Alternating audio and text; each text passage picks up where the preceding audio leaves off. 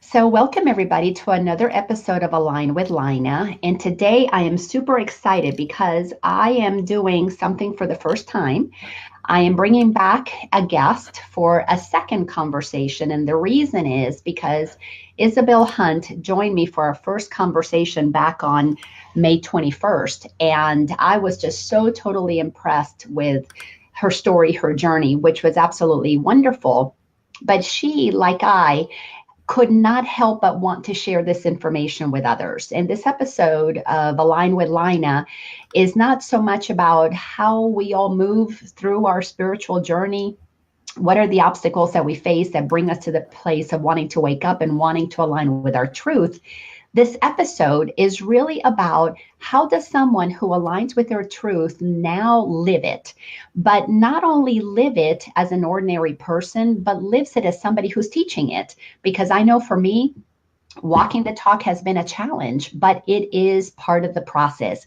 And I don't know a single person that doesn't enter into the deeper parts of this journey of aligning with the truth of who we are that doesn't want to share it at some level, be it just with their families in just everyday life, or like Isabel and I have done, share it in as our careers. And I cannot wait for you to be able to, with me, enjoy a deeper conversation of how do we walk the talk? How do we live the truth, live by truth? So, Isabel, again, thank you for joining me today. I am so excited that we get to have part two of our conversation. And just to bring the audience up to speed a little bit, just give us a tiny little glimpse, no more than a couple of minutes of your overall journey, because it started for you with a dream. I believe it's when you were 12 years old. Right. And then things began to shift, your life began to unravel, and here you are. So just say just a little bit of that without all the details, because they can go back to the May 21st interview That is to right. hear that. But let's set the stage to bring us to this present moment, and then you and I can talk not only as coaches, as teachers, as moms, and as students of truth. Okay. I'll keep it short. So, like you said, anyone who wants the long story, they need to go back to the other interview or read my book, The Power of Faith-Driven Success. There you go.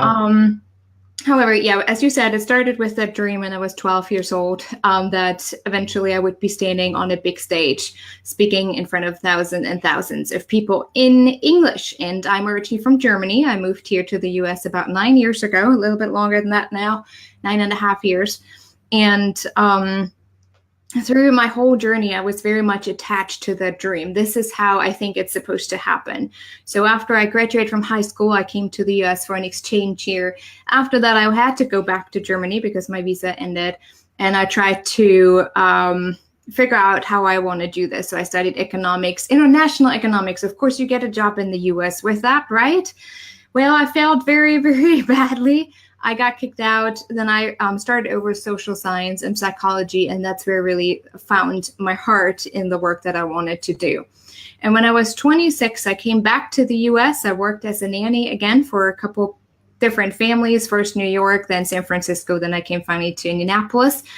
It may sound all very easy right now, but those who know the deeper story know that was a horrendous up and down, from literally being kicked out of homes to almost being homeless, having to depend on strangers, and really having to go inward and how attached I am to that dream. And then when I came here to Indianapolis, I met my now husband. Back then, he didn't want to get married because we didn't know each other for very long, but I was really running out of time. I got into a master's program, but I didn't have $60,000. So it was always like this, I'm giving you this much that you keep on holding on to your dreams. And then it's like, but I'm giving you this one, so you continue trusting me. So it was really heart-wrenching for me. I even had to go to Canada. I almost got deported. I came back.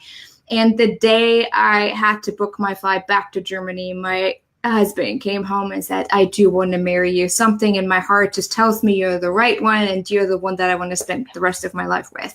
And from there, we got married within 2 weeks. Within 3 months, I got my green card, which was definitely God thing, because you never get that fast. It takes about 1 year to 2 years to get your green card to be able to even work. And then I had a total identity crisis because suddenly I wasn't the one struggling. I wasn't the one who had to figure out things because now I was where I wanted to be, but I didn't know what to do in that place. And counseling didn't feel great anymore to me.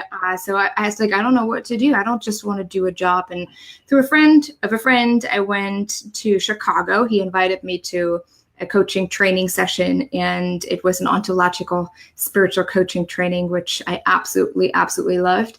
I loved and hated my coaches at the same time. For those who know and have lovely coaches, they know how that feels. Sometimes you just want to like, leave me alone. I don't want to work with you anymore. And then others, thank you so much. But it was an incredible experience for me to really go to the level of such deepness, like depth inside of me, that I realized who I was, how I operate as an empath, as someone who is highly sensitive, what spirituality actually means. And after 20 years, now it's been a little longer, I do exactly what I dreamed about when I was 12 years old. Beautiful summary, and absolutely, it's beautiful. It's really fascinating how after a while our story, we can summarize it because all the pieces kind of fall together, so it's easy to give the 1, 2, 3. But let's start the conversation with what you said. Because we all go through this, and me having been a coach for 12 years now, I see this, it's the same for everybody. And you having, been coaching for a while, no, you can see the patterns. It's almost like the exact same thing with each person, because it was the same with us. But you said that you began to have an identity crisis, and as things began to work, then all of a sudden, who we were before, we are not that person anymore, but those memories, those identities are still in our mind, and we haven't fully embodied who we are, who we have become. Yes. Let's talk about how do you, so let's do this in 2 parts, or in 2 ways that are going to be of service to our audience. How did you move through that, embodying this new identity and give up the old one? And then how do you teach that to your clients as well? Like if you have tips for them. Right. Okay. Hold on a second before you start. Sorry to interrupt you. I want to say hi to Angie, who's saying hello to us. Oh, okay. Yes. Angie, thanks for being here with us. It's always nice to have some people join. Yeah, fun. Definitely. I think what made my journey a little bit easier that I was far away from home. My family is still in Germany, so I wasn't always influenced into my old identity, like not always that reminder, but this is who you are and why are you so different? Why are you acting so differently? Because with the ocean in between and the different language, I was able to create almost like a distance that allowed me to rediscover myself. But actually, and I don't know why this came to me last night, actually, that I want to mention, and maybe some of your listeners may be interested in that too. I want to go a little further back. We hear it today so much, like the awakening and who is woke, and especially people like, that's all new age. I don't know what to do with that stuff. And this is definitely not Christian. And this is not how this works. Like just the other day, I got an email from a guy, or actually he posted on my YouTube, and he said, you are driving people into death with the way you teach, and that's not anything biblical. And he didn't even have a clue what I was talking about, but it got me deep. And so I want to express or explain a little bit deeper what that means being woke. When I was about 12, 13 years old, I went to a huge event back in Germany with Billy Graham. It was a huge deal for when he was American, and Germans really do look up to Americans, or half at least. But there is just a special relationship between Americans and Germans, and there always has been. So Billy Graham for us was a huge deal. And when he was there, we had that satellite going on the show, and I felt really drawn to saying yes and to committing to God and to Jesus. And I remember my mom's like, do you want to go? I go with you? And I said, yes, I do. So that's when I really am committed to being a Christ follower. And my whole life, I grew up Lutheran, so it's very strict, comparable with Catholic here in Germany, in the U.S. And everything I felt and everything I experienced and who I was and the gifts that I have would have been experienced as demonic. That's nothing Christ-like. You shouldn't feel this way. And so I never really expressed anything that I experienced, really. Until I came to the US, I just considered myself a Christian. And the US is awesome because you have like 100 different churches with different directions. That's totally overwhelming, by the way. You don't even know where to start. But the thing was, I was able to try out all kind of different churches. Yeah. And there was some crazy stuff like, oh my gosh, like, where people literally locked the door and we couldn't leave. It scared the heck out of me. It's like, I don't know if I want to do this Christian thing anymore. Something is different here. Like, people are not as nice. And I finally was able to find a church that I really was able to resonate with. And it was a non-denominational church, and it felt good. But something was still missing. And when I went through the ontological coaching training, that's when I realized what was missing. Often as a Christian, and what we learn through the Bible and what we're being taught is so superficial. It's all on the surface. It's not that deep knowing and understanding. And what changed for me through this whole journey of becoming woke, how people would say that, is a next layer down, or even the next 5 layers down. You can't even describe it. It's just such a it doesn't mean that you suddenly change totally your direction in what you believed before. You actually just internalize it. You understand, oh, this is why Jesus did certain things the way he did, and why he said certain things. And it's just such a deep, hard level. Absolutely. And what it meant for me was that I started to see the world differently. I felt so much more connected to nature. I was realizing how some of the things that I ate really destroyed my body. I had such a conscious awareness of what is good for me and what not. Almost like an extreme distinction that was hard for me to even say, and what now? Like, okay, I feel all this, but what is the other way? How am I supposed to live my life from that place of being? And that's how I kind of got into the awakening stage. But again, it came with that identity crisis. And I had probably more than one. One was, I'm not German, I'm not American, I don't know what I'm supposed to be and who I'm supposed to be. And then after I went through this whole training myself, it was like, my grandparents tell me I'm part of a sect. My mom, my dad, well, they kind of left the church too. They're like, whatever works for you. People say this and that. So you have multiple identity crises before you actually find yourself.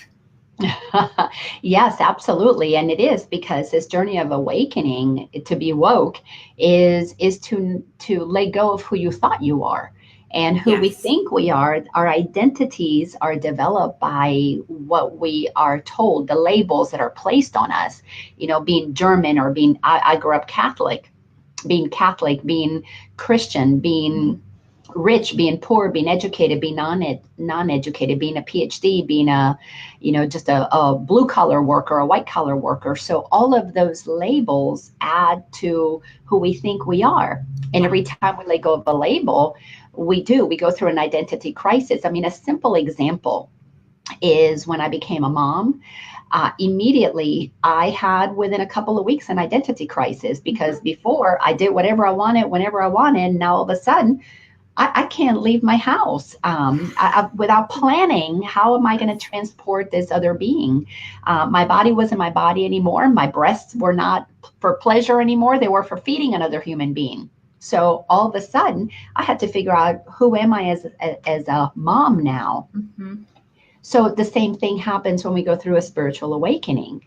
What is this awakening leading us to? And who we were before we awakened are two totally different things. But I love how you brought up the Bible, and how what is taught by those who have not had an awakening is very, very superficial. And it's actually used to tell others what to do, Yes. because the person who has not awakened doesn't understand that the Bible is giving a message that is for ourselves. It is an inward journey. It is a how do we become like Christ. It is not how to tell other people how to be like Christ or how to get to Christ. It is about how do we embody that. So say more about your experience with Christ, or with whatever it is that you now believe is your truth, because you have gone down through those layers.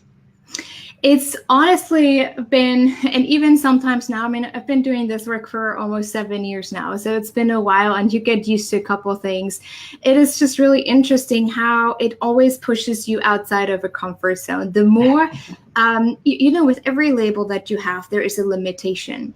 And when you suddenly get to a place where you feel so connected with everyone and everything around you, and you understand that even the person thousands and thousands of miles away from you is somehow connected to you, suddenly those limitations fall away. Like, you don't have those boundaries, and that gets scary. It's like, what do I want to do out there? I don't think I can control myself out there. I don't think I can fit in there. So you're really, sometimes it's hard for me to even describe how it feels, because again, it goes so deep.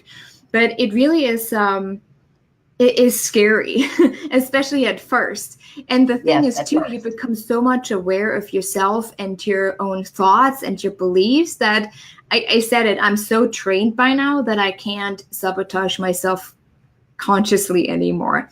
I can choose to, and sometimes I do it on purpose because it feels good in that moment. However, it is hard for me to say I didn't know because I didn't know. Yeah, and that's such a let's stop there, because that's such an important piece of this whole journey. Is you said you become conscious of your thoughts, because that is, in the Bible it says, and you will be transformed through the renewing of your mind. So yes. we are taught that there is a transformation that happens as you renew your mind.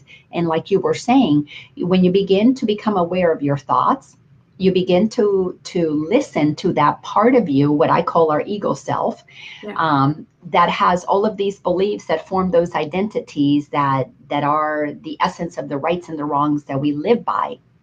So as we begin to be aware of those thoughts that have us go back to being asleep, the thoughts that bring the old identity, then when you're awake, you know that you're doing that because you're letting it happen, not because you are in that moment choosing to be awake. In that moment, you're choosing to allow thoughts that block your awakening, your awakened self. So talk a little bit about what do you do when you see that? What's your process to be able to shift yourself, or to just acknowledge that? My biggest challenge always has been trust. And especially within my spiritual journey, the trust was the biggest issue. How can I trust, and who can I trust? What is real? Because suddenly I had experiences of seeing spirits, and having spirits attack me and being attached to me, sometimes subconsciously. But I know, for example, if between my shoulder blades towards my right side, when it hurts and it's like a knife stabbing, I know that something has attached subconsciously. So it's sometimes not easy, but for me, it's just getting myself back into co-creating with a divine power, and knowing I am never alone. I can always ask for support. Like when something like that happens, like I pray so much over my son and over my house. Like I just this weekend I did. I always ask God to activate trust and connection within me and inside of me. And when I do that, I can take that next step that I know I'm supposed to take. And even though I would normally, under logical circumstances, experience it as a boundary, I can step over it. It's almost like you have a little river there. And you're like, I can't jump. It's too far. It's too far. I'm just going to be safe over here. But when you have that awakening and you can activate the trust inside of you, you just jump, trusting that you will get on the other side. You might get a little bit wet, maybe, but maybe not. And you just jump, because you know that that's something, someone is co-taking that step with you. Yes. It's, you never feel alone. You feel surrounded by angels, you feel surrounded by God's presence. It's so incredible to describe, or the experience, but hard to describe what you feel, because suddenly you hear animals speak to you and plants, and it's just really interesting to have that global or universal support system where, like I don't know if I told that story last time, but I was writing my book, and I was so afraid that I can't describe, or that I'm using the Bible the wrong way. As I mentioned, the book is called The Power of Faith-Driven Success, and I wanted to bring science and faith together, helping people, hey, this is how it really does make sense. We don't have to condemn either one of them. Yeah. And I was so worried. I said to my husband, I'm not really good at reading the Bible, like the whole thing through I did, but I'm not good at memorizing. What if I interpret it the wrong way? So I wanted to just leave all of that out. And I got more discouraged. And one day I wanted to just say, I'm not a writer. I'm just not going to do it. And that day I came downstairs and my husband said, did you just feel that? I was like, no, what? And they were outside sitting on our patio with 3 hawks. And hawks have such a powerful meaning for me. And they were sitting there, and it was almost like a confirmation, like, you need to bring it in, do it your way. People will resonate with it. Within 2 weeks, I wrote and finished that book. I rewrote everything. For those 2 weeks, they not once left.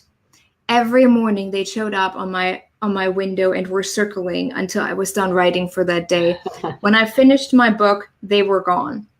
Now, every time I need a confirmation, one shows up, but never all 3, because they don't show up in packs. And those are the things that you start to become more aware of. When you do that next step, there will be signs, if it's through people, if it's through nature. Like every time I go a step further, my husband comes in. He's like, I just found this herb in the backyard. I don't know how it got there. It's like, well, what is it? And then he tells me what it is. And I go, what is it for? And he tells me, like, oh, that's interesting. I guess it's for me. So we're working very well together, because he's a master herbalist and naturopath. So he's like, yeah, I don't know how that got there. But this is how nature supports us too. Like, hey, take this flower or take this herb. It helps you to feel a little bit more calm or ready to take that next step. Or animals show up and he's like, okay, I suddenly get this download. Like, what is it? And that's how I work through it, like really paying attention, what is happening around me, and activating that trust and that connection within my body. And sometimes it means that before I take a next step, I have to do the counterintuitive part of meditating more, really being more present, praying more. That could mean that instead of using my 3-hour window to work, I might have to meditate for 3 hours. And that's hard, because in our hustle nation, we're like, I need to get this done. I need to finish this up, and I need to have this call. I need to reach out to that person to make money. But the bigger you play, especially within that awakening state, the more you have to go within. Yeah, and this, of course, sounds like crazy talk to people who have no clue about what we're talking about, those who have not had that awakening. And the way that I like to simplify it is that we're waking up to discover that there's more to us than we thought there was. Yes. Because our ideas about ourselves set up a form of limitation. If I'm a baker, well, then I can't be a truck driver. If I'm a lawyer, I can't be a holistic doctor. So our mind gets compartmentalized and we create these boundaries. Mm-hmm. And if I'm Catholic, I can't even study Hinduism or Buddhism or anything mystical, because that's outside of that boundary. So thoughts become the boundaries. And when you were giving that description of the river, it's a beautiful description, because what we are developing is a trust that it is okay to think outside of what we thought was right or normal or, accurate. And inside of that development of trust, Well, if you're going to go outside of what you believe, then you got to begin to trust something unseen, something that you can't tangibly say this is it, because it's not coming from um, anything that has been taught to you by the world. It's coming from something informing you from within. And Yes. that information comes to us through, like you said, I have received guidance from the forest, from the animals. Mm-hmm. There were different stages in my life where I experienced that. More specifically, I was receiving guidance from what to me felt like Jesus, because that was a familiar face. It was a familiar message because I grew up with that in the Catholic Church. So yes, we are beginning to hear. That's what this a big shift is. The shift in consciousness is we are becoming conscious of what we were unconscious to before, but it's the intelligence that permeates everything. We're inside of an intelligent field, and our mind has been set up to perceive only what we've been taught is real, Yes. but yet there is so much more to reality. Actually, our perceptions limit what we can receive. So say a little bit more to your development of trust. How has that worked for you? I have to work on it every single day. We were talking about that the other day in a group, and actually with my friend, we were talking about it, and she's like, I feel like I put so much work into my business, but the financial harvest is not coming as much as I put into it. I know I'm supposed to do this work, so I'm keep wondering and questioning why I do this and why God is not providing in that way that I want to see. And I said, with the shift that's happening too, we have started to measure our success in life, no matter what you do, if you have a business or if you're employed, on how much money you make. Yeah. The more money you make, the more successful you are. The more people you influence with that kind of money, the better you are, the better person you are. But we're breaking up that cycle of how do we measure success? And I said that for some, the goal is for 1 month to having 3K of money a month. And for others, actually, if they really go deep, it's 3K of trust a month. And that is for me, like, have I reached my 3K of trust? Because when I do that, I automatically are being shown the next step that will lead to what I need, the provision. If it's moving somewhere or needing a new car or whatever that is, there was always that provision there. For example, a good example is for the last year, I have a 4-year-old. And for the last year, I just kept praying, I need some support. We don't have any family down here. So otherwise, it would be nice to call my mom and say, hey, can you take Jonah for the day? I need to get this done. I need to be able to think straight. And he's disrupting that thinking. But we don't have that here. So I kept praying about, okay, I need some support. I need something that will really work, that is in alignment with what I want to see for him. I don't just want to put him in school because he's also an empath. He's very sensitive, and I want someone who can work with him in this way that I see for him, because he's a very free spirit. He is very imaginative in everything how he expresses himself. And then suddenly it shows up Montessori school. And it's like, oh, okay. Well, and then it showed up, oh, it's only 10 minutes down the road. Where did that suddenly show up? I didn't know we had one around here. And then, of course, we looked up, oh, $4,000. Well, that's much. And so last year when we planned this whole thing, I was like, no, I don't think we can do that. And then I just heard this voice, you prayed for it. Why don't you trust? You prayed for it. Like, oh, but it's $4,000. And I started to panic, like, oh, I need to get more clients. I need to get this done, because my husband was like, well, if you want to make it happen, then you have to pay for it. Like, but I have to pay all my employees. I need to pay them and me and blah, blah, blah. And all I heard was, why don't you trust me? You prayed for it. I'm showing what is good for him. Step into it and I will take care of it. And obviously it is taken care of. He starts in 2 weeks. But those are like those little situations where if I wouldn't have been in this knowing and understanding and being able to really listen, I would have said no. I probably would have tortured myself through another year of him being home and like, well, maybe I should just wait another year with my business and not making it happen. Even though we have now a really amazing babysitter, but she goes to school too. Under different circumstances, I would have had the money get in the way for me to having this prayer answered. I totally can relate with that, because this developing trust in the unseen world is to trust that there is, like you said, a power that is always with us, that we are not walking alone. We're not thinking alone. We're not doing anything alone. If anything, we're opening up our mind, undoing all of those limitations so we can be guided, so that we can synchronistically align with what is happening, because what is happening is always the result of what it is that we're saying we desire. Either we align with it or we block it. So, I mean, it gets to be pretty simple. But I so can relate to part of that money fear experience that you were talking about, because when I was with my former husband, he was very well off, and I had part of my desire was to be financially totally, completely, where I could just do what I love doing and share it for very little. Because I love what I do, and I didn't want to have to charge that much. And I had lots of people that I knew that could benefit from it, and they were in stories that they didn't have the money. So I ended up meeting this wonderful man. He is very well-to-do, a millionaire, in fact, a millionaire in the world. And so we set up this dynamic. He wants to take care of everything. And of course, I'm loving it, because I know I'm manifesting this. Yeah. But then little by little, the story began to change, and where he began to experience this fear that I was maybe taking too much or cheating on him with his money.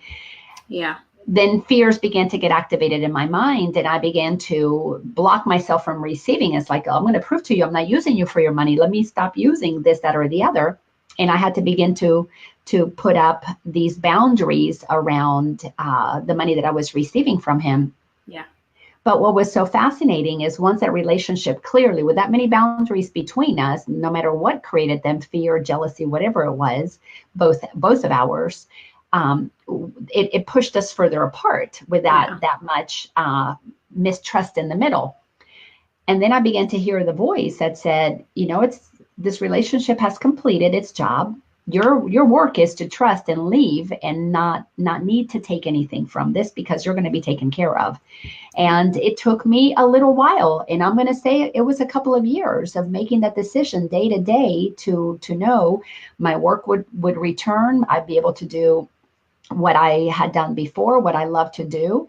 And sure enough, that trust was like walking away from that marriage and saying, I don't need anything, and walking out with zero from him. Then eventually he gifted me a car, and he gave me some stock in a company that he worked in. And it was just a nice little gift that came, but it was because I was trusting. And then all of a sudden my business began to grow, but it's because I knew that I was trusting a voice inside of me that was saying, cross that river. And the river felt really wide at times, but somehow I was able to, whether I swam through the river or I walked on the river or I flew over the river, it didn't matter. Things just began to show up in my life experience. Yeah. Because I was willing to say, I may not be able to see it, but it doesn't matter. I feel that it is there. I feel that the support is there. So tell me, how do you, because the book that you wrote, Power of a Faith-Driven Success, clearly in the title of your book, faith-driven. That's what trust is. Yes. You're trusting something you don't see. So say more about what your book is going to teach people. In general, what I really want people to understand from the book is how to start trusting your intuition, which goes back to trusting faith, that faith-driven success. How is our body actually designed, and where can we look for that intuition? So it brings in the science with some of the biblical teachings. Like one story that always stuck with me was, I forgot where exactly, but where Jesus was in the crowd of people, and there was this one woman who was really sick. She had this blood disease for 12 years or something. and she touched his robe, and she believed that if she just can touch him, she will be healed. And within that crowd, I mean, there were so many people, he turned around and said, who just touched me? I felt I don't exactly know the exact word, but something like, I felt energy being moved away from me. Because the disciples were questioning, like, how would you know that someone touched you? Because I felt energy moving away from me. Yeah. And he looked at her and he saw exactly who it was. And she's like, because of your faith, you're healed. And that always stuck with me while I wrote my book. Like, even God knew energy. Like, you may have not talked about it in the way we can today with all the researchers that we have been able to do in that field. But he knew that you can interchange energy just by believing in it, just by focusing on it, by being trusting and having that faith. And so the book is rather written in a simple way because, well, for one, English is my second language. And I wrote it for younger people with the subtitle. But interestingly enough, I have more people over 30 who read the book because I think they missed something in their 20s. So it's quite interesting if I look at the dynamics and the demographics who read the book, it's all between 35 and 50. So that surprises me a lot. But also younger people, like, I finally understand it. Someone sees me and wrote it in a way that it makes sense to me. Like, I explain how the physical body works and how that goes in alignment with your spiritual body. And it really is like this this foundational course on how to trust your intuition, pretty much. Because it is like a coaching book. There's note pages, like personal notes, where they can make personal notes after each chapter. I'm giving them some questions. Hey, this is what you can reflect on. So I have a lot of people that said it's on my nightstand, and I reread it over and over. And every time I do, I make different notes, and it's interesting to see how I develop through it. Yeah, that is so beautiful because, yes, we're trusting the unseen world. And in this unseen world, our energy field extends so far out of our physical body's limitations. And yeah, how is it that we hear or sense or know how to do something, and that we always, are trained when we are living in the world that, oh, we just got lucky, or we just, we heard something, we imagined something, or, you could not have heard it from the outside. Somebody must have said that to you. And we are taught from a very young age to disconnect from this knowingness that my daughter, when she was 2 years old, was talking to an imaginary friend. Mine does too. At the time, I thought, all right, she's just using her imagination. And oh, how creative she is. But what I did not realize until later on, especially going through my own journey, was that she was tapping into that unseen world. She was actually, because she didn't have the beliefs that told her that world is not real, that only what's solid is real. Yes. She could move between the worlds, the unseen and the physical world. And she was having communications and a wonderful interaction with her guides. And it's really fascinating how we train ourselves out of that. So share an example or two or three or however many you feel inspired. How do we tap into that intuition? Because I know that's part of what you teach. So, and you're so brilliant at. Yeah. A very easy way is when you have situations where you pretty much know the answer, like something quite simple, like people know, like, for example, if you want to quit your job, you kind of know, like, you just know that you're not, like, maybe there's some limitations. You're trying to talk yourself out of it because of the lack of trust. But when you just envision leaving that job, you will feel your energy shifting. And just imagine it so hard in your mind that it becomes so real. And then pay attention to your body. Where do you feel that yes in your body? Often, for me, it's around the heart. When it's the yes intuitively, I can feel this really strong tingling around my heart. If it's a no, I usually feel sick. I'm like, that doesn't feel good. My stomach hurts, or I start to have intestinal problems. That's another issue for me. but pay attention how your body is communicating to you. And I even say to some people, if you want to know something about your body or some answers, start out with muscle testing. It's really simple. You just have to YouTube it, like Google it. Muscle testing can be really simple. Yeah. To getting some understanding, oh, this is how I respond to a yes, or this is how I respond to a no, or this doesn't feel right, or this is what I hear. It's really a space of paying attention, creating more awareness. And eventually it becomes so natural to you, like, oh, I feel it in my chest. Yeah, that's a good decision. Oh, I feel it down here. No, it's probably not. Or usually when it's not in alignment with you, you usually feel it in your shoulders. It becomes really heavy. Your shoulders usually hurt. Your muscles get really tight. That's another sign. So you literally work yourself from outside to the inside to learn how to trust your intuition. First, envision it, then see what your body is doing and how you respond. And once you have that trained a little bit, like, oh, my body's doing this, then you can go even deeper. And then you start hearing like, no, don't do this, or yes, do it. You start to hear, I know people think that's crazy, but you do hear some kind of voices, or some people see colors when there's a specific answer. I have both. Or sometimes it really depends on what you resonate with most and what you respond to most. It could be through another person. Like every time you're struggling with a decision, maybe a person shows up and tells you something. But you have this awareness now. You know, I'll just ask for it, and now here's this person. So I guess I'm trusting and moving this way. But you have to pay attention to how the world is speaking to you and what you are receptive to. Well, and you just summarized in such a beautiful, perfect, and simple way what eventually we are all going to be doing when we are awake. And it is that intuitive guidance. It is, and part of waking up is giving up thinking that you know everything, and getting into that place that I know nothing. My human self knows nothing, so that I can access my divine self that knows everything. And sitting with that dichotomy that I don't know, but yet I have access to all knowing is a place that it takes a little training. It takes time. At least it did me, and it has everybody that I've worked with.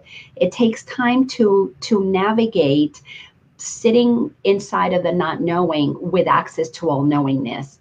Yes. That mind, that human mind that wants to know everything, thinks that not knowing is I failed. I'm stupid. I'm no longer in control. I am something is going to take over me, and I'm going to not be in charge of my own life. So we have to work through that, developing that faith to let go of what we know. Again, they're all boundaries. Yes. And then accessing that all-knowing mind, that source, spirit, God, whatever you want to call it. For me, I was told to call it Jesus, which is I still love that from last time. I still love it. God is the source of the energy of love. So I'm listening to the source of the energy of love, and which is all intelligent. So as you were describing that, it just, you just simplified really what being awake is all about, is shifting our allegiance from the world that taught us information to the unknown, which is the energy, the intelligence that everything comes from. So what's the intelligence that creates acorns that turn into oak trees, that create, cells that turn into human beings, that creates oceans? Well, that intelligence is what we're tapping into. That is the source that knows everything. So now let's talk about, how do you make that practical in your own life? Because you are a woman, you are married, you are a mom, you have a business, so you've got all these hats that you wear, and we're dealing with the world that doesn't fully understand where we're getting our information from. But we are having to meet that world. And oftentimes, I know for me, there is what I call irritations, which are just invitations to see, am I listening to the world and using what the world is saying to as a block or as something that entices me? Or am I listening to that voice, to that knowingness that is guiding me to navigate the world? How do you use that knowingness in practical terms? Because I know I've had to switch relationships, intimate relationships, because the voice that was guiding me was telling me to do things that the world was saying, are you crazy? Why would you want to leave that marriage? Why would you not want to get something from it? Why would you close your business? Why aren't you writing your book? Well, I was listening to a voice that was telling me, do this, don't do that, do this, don't do that. And it was not what the world had taught me to do or not do. So talk about it in practical terms for you. Well, for one, I think something people need to understand, the way most of the world is set up is to control. And if it's emotionally, if it's through authority, through whoever is in hierarchy. authority, yeah, exactly.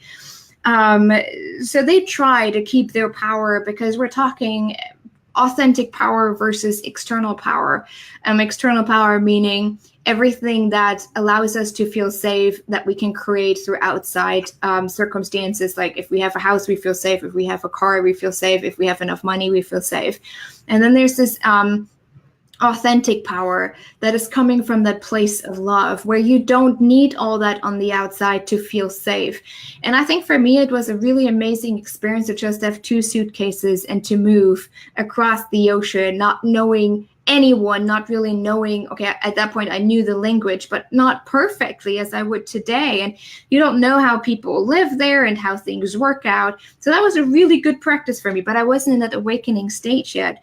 And something else, even if we have access to the known, to the all-knowing, that doesn't mean that we have access to everything yet.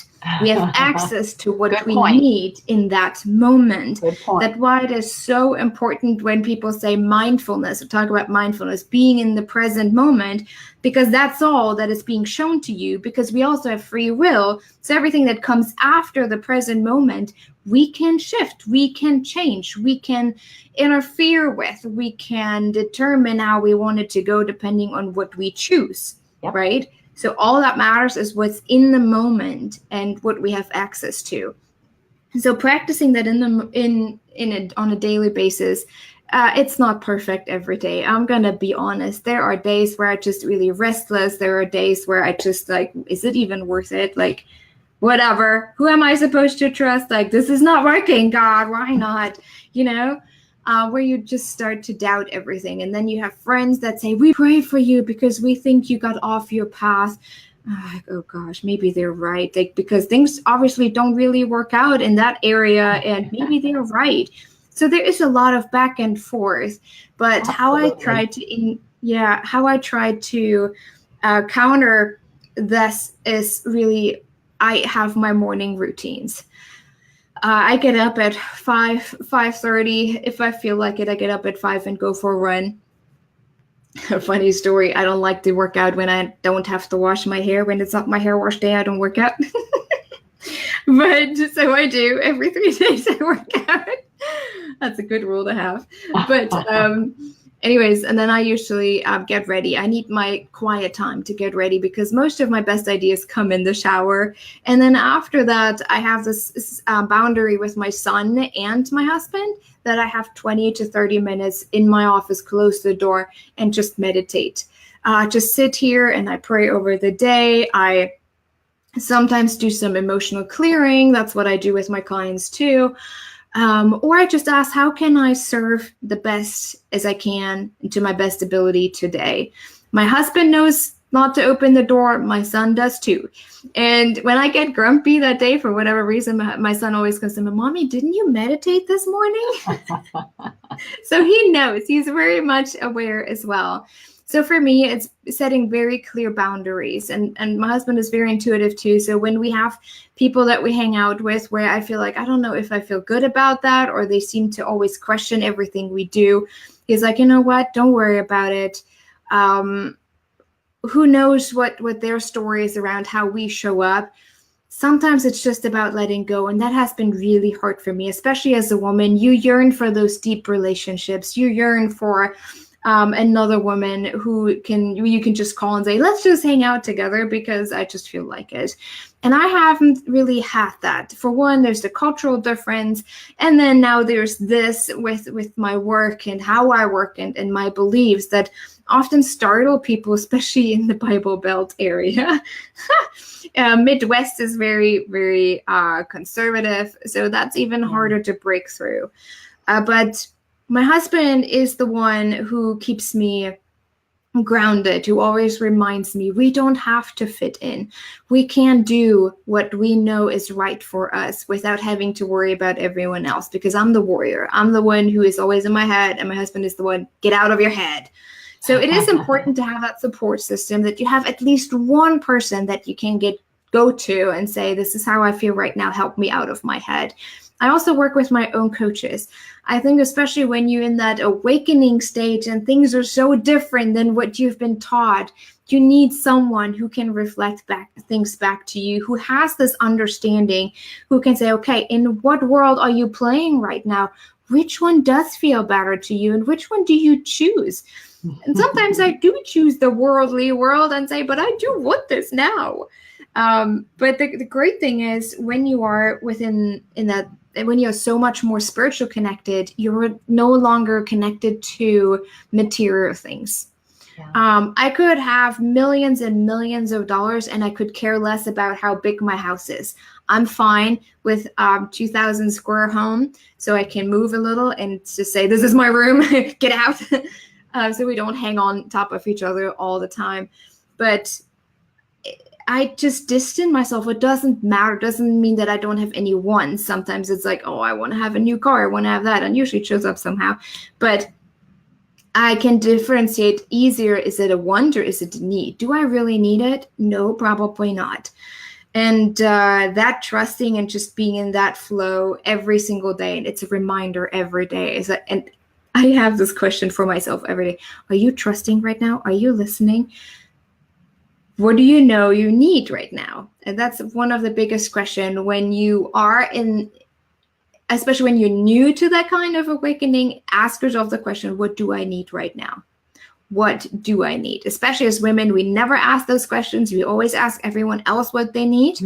And I probably could say that now too, because I'm sure my son is somewhere running around. Again, he's 4, so he likes to get into stuff, but he's also very, very considerate, because again, we talk to him like another adult, as equally valued adult, not the little child, and I'll tell you now what you're supposed to do. So he respects what we need to do, how we need to do things. For the most part, he's still a child, but it makes things a little easier from that place. Yeah. And so every day it's like, what do I need? What do I need? Especially when I find myself in that place. And sometimes it is even my son who comes and puts his hand on my shoulder and is like, Mommy, what do you need? Why are you angry? What do you need? Or sometimes he comes to me like, Mommy, do you just need a hug from me? Can I give you a hug and a kiss? Do you feel better? Like, that is my son. That is my 4.5-year-old. And it's very interesting to be able to open up to people. I think something that I've learned is to be honest about how I feel and what goes on inside of me. And again, being clear on what I need, so I can communicate that with the people that are close. And that really helps me to stay in that place of awakening. Yeah, well, it is a fascinating journey, and it is a process, and there are specific places that we have to do the work in, looking at those beliefs, working through those emotions, the inner child piece, the becoming conscious, the choosing which side of the world we're going to live on, the conscious world or the unconscious world. Are we going to trust or not trust? Are we going to fall back into the illusion of separation and like you said, protection because of the controls that we've been taught? Or are we going to really dive, fly over that river, swim, do whatever, know that we're going to be assisted and supported no matter what it is that we're doing? You help so many people, and your work is so powerful and so wonderful. And so I'm going to put up here how people can connect with you, because if they go to your website, you've got resources and they can reach out to you. Yes. I'm just so excited to be able to have this conversation with you, because it's just so much fun watching right now how so many people who are beginning to wake up are realizing that they want to unplug from the matrix. They want Yes. to unplug from the world of physicality and begin to move into assisting others to access that non-physical realm, that place of intuition, that place of knowingness, the intelligence, and nobody can say it's right here. We don't have a store that sells intelligence. We have to intuit. And That's right. so how do we tap into that? And even the most brilliant minds, the geniuses like Einstein, kept saying he didn't get his answers from his own head. He got his answers from the mind of God. He knew he was Yeah, and he tapping was into, considered crazy, right? yeah, Like he was genius and actually crazy. impressed. Yes. So it Yeah. is fascinating. But as we're coming to the completion of our time together here, share. You've got your work, because you say that big tagline on your website is that you are made to rise. Yes. Say a little bit about what does that mean? Like my tagline is that you are magnificent. And so I help people discover what that magnificence is.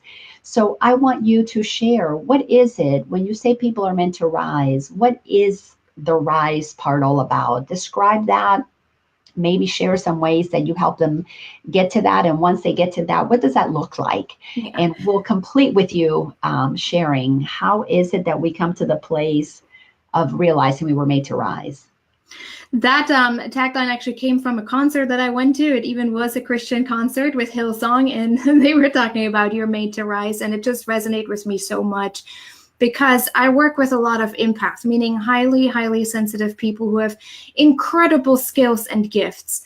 And those are usually the ones who are able to heal generational burdens, generational curses, because they're open to it, they're willing to it, they can feel a difference. Yeah. And that's where we break up the cycle. I'm actually working on a TED Talk right now where I talk about breaking up that cycle. And so working with those empaths, it usually also is like a flame that starts out to be a fire inside of them. Like, but I want to do more. I want to get involved more, but I don't know how because I'm receiving so much as an empath, and there's just so much overwhelm and anxiety that is related to that. And so I tell them you're made to rise by bringing the introvert together with the extrovert, the warrior with the servant, and really creating new generations of people who are so aware and in that space of community that there's no difference between the people. Another thing that I have created is the I See You movement.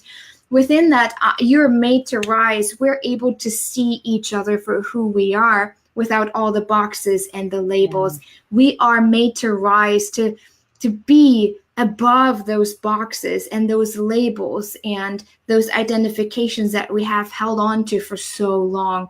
And that's why this became so important for me. And when I work, especially with my VIP clients, that's where we go very deep, like almost the process that we just talked about for the last hour. What is your identity within the place of awakening? How can you bring that together with the physical world? How can you support other people in that with the exact gift that you have? What does it look like for you? And how can you combine those gifts? It's really beautiful. Some came to me and it's like, I'm so restless and I feel like I need to do something bigger. But you know what was really interesting after 4 months working with me? They were so incredibly grateful just through what they've learned and what they've gone through that they can be okay with where they're at.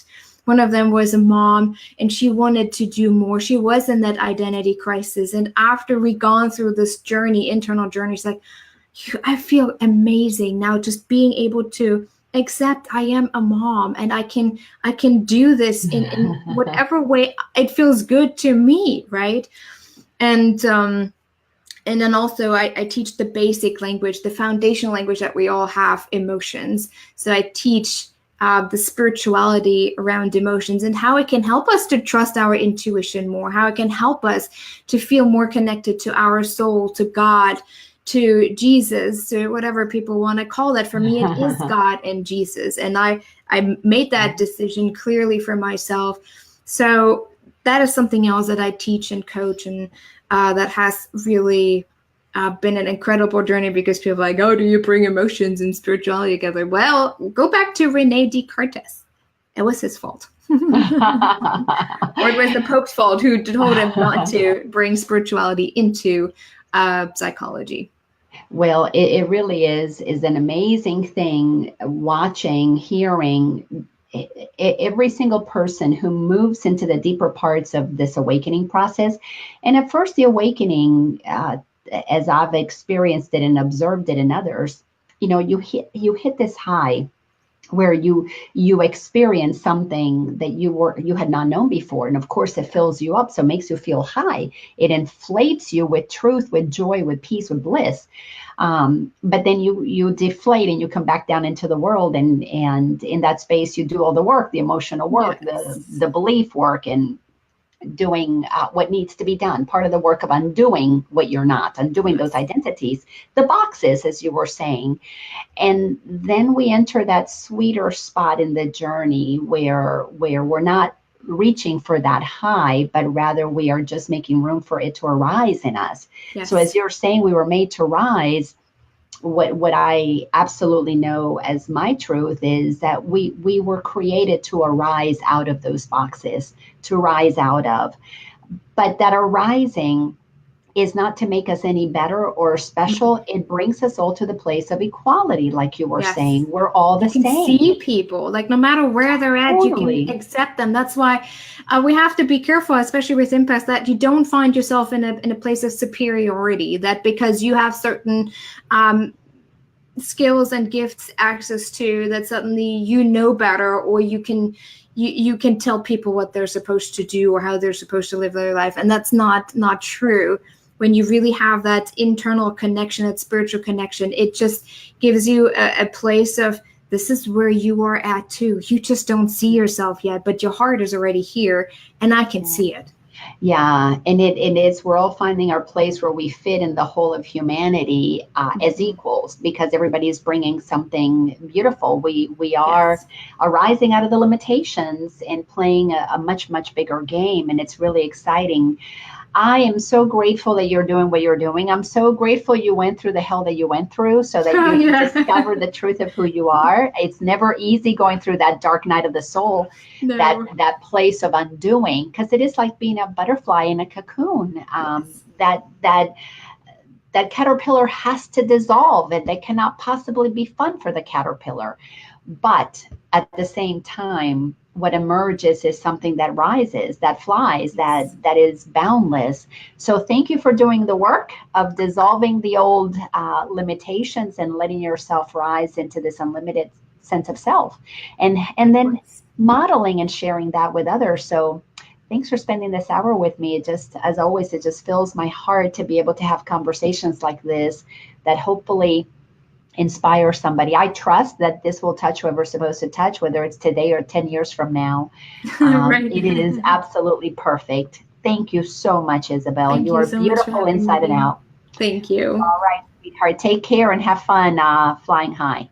You as well. Thank you. I'll talk to you soon. Bye-bye. Bye.